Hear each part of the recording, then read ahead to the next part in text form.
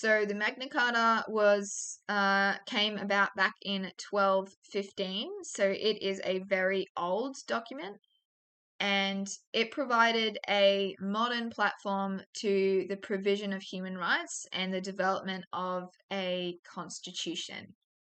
So the document is considered a cornerstone in human rights protection in the English-speaking world, and so it was modern back in its day. It was something that was really big in society, and it provided many of the fundamental rights that we now see today. So Clause 39 cemented the concept of innocent until proven guilty, which is something that we hear about all the time, and that our legal system follows. And so that's about you're not to be treated as guilty until you're proven guilty by a jury of peers, and you also have the right to bail as well. It also advanced the ideas of freedom, justice, and the rule of law, and these are principles which have become enshrined in our democracy. So it established the principles of due process and equality before the law, such as the right to a trial by jury and not being held imprisoned without the prospect of a fair trial. It enshrined the right of the church to be free from government influence, as well as the rights of all citizens to own and inherit property. And lastly, it guaranteed protection from excessive or arbitrary taxes, and it promoted the right of widows who owned property to choose not to remarry. So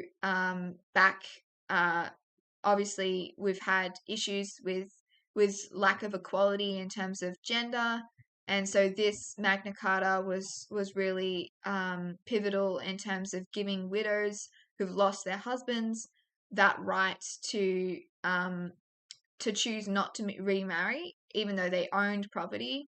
They have the right to own it themselves without needing to marry, so it's under the control of their husband.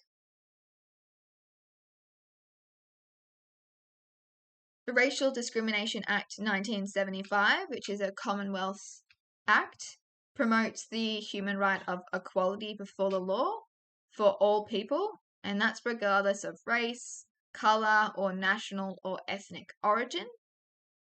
And the Act promotes human rights and fundamental freedoms in all different areas. So political, economic, social, cultural, and any other field of public life.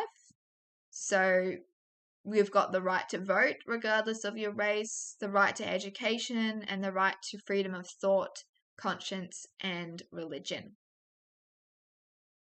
So the Sex Discrimination Act 1984 is, of course, promoting the human right of freedom from discrimination on the grounds of sex, but then also on the grounds of sexual orientation, gender identity, intersex status, marital or relationship status, pregnancy, potential pregnancy, breastfeeding, or family responsibilities, or involving sexual harassment.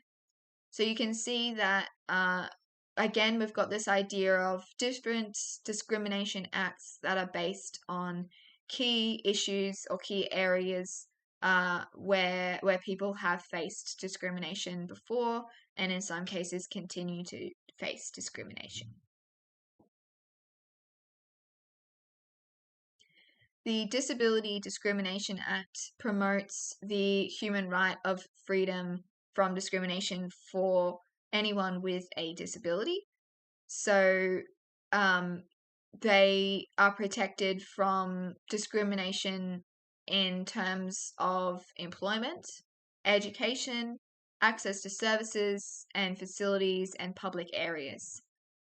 And it makes disability discrimination unlawful, and it promotes equal rights, equal opportunity, and equal access for people with disabilities.